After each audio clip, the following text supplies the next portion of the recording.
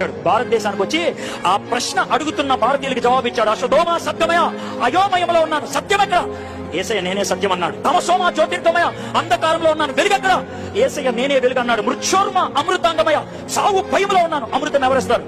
యేసయ్య అన్నాడు నేనే పునరుద్ధానాన్ని, నిత్య జీవాన్ని. యేసయ్య ఇచ్చిన సమాధానాన్ని పట్టుకొని భారతదేశానికి వచ్చాడు. యేసయ్య ఇచ్చిన అనుభవాన్ని పట్టుకొని భారతదేశానికి వచ్చాడు. భారతదేశానికి సువార్త బ్రిటిష్ వాళ్ళు తీసుకురాలా, భారతదేశానికి సువార్త అమెరికా వాళ్ళు తీసుకురాలా, భారతదేశానికి సువార్త ఐరోపా ఖండం నుంచి రాలా, భారతదేశానికి సువార్త ఆసియా ఖండం నుంచి తోమా తీసుకొచ్చితే వచ్చింది. భారతదేశానికి సువార్త వచ్చింది క్రీస్తు శకం 53 అక్టోబర్ నెలలో. ఇది పాశ్చాత్య మతం అని ఎవరన్నారు? దిస్ ఇస్ ప్యూర్లీ ఈస్టర్న్, ఈశాన్యంలో పుట్టింది, ఇది పాశ్చాత్యంలో పుట్టింది కాదు. అమెరికా అప్పుడు లేదా? అమెరికా లేదు, అమెరికా లేదు. అమెరికాని కనుక్కుంది 14వ-15వ శతాబ్దంలో. భారతదేశానికి సువార్త వచ్చింది 1వ శతాబ్దంలో.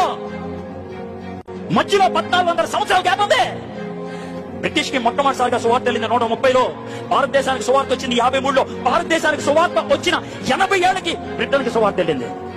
దేవుడు భారతదేశాన్ని ప్రేమిస్తున్నాడు, నిన్ను ప్రేమిస్తున్నాడు, నన్ను ప్రేమిస్తున్నాడు. అందుకే తన శిష్యుని పంపించాడు భారతదేశానికి.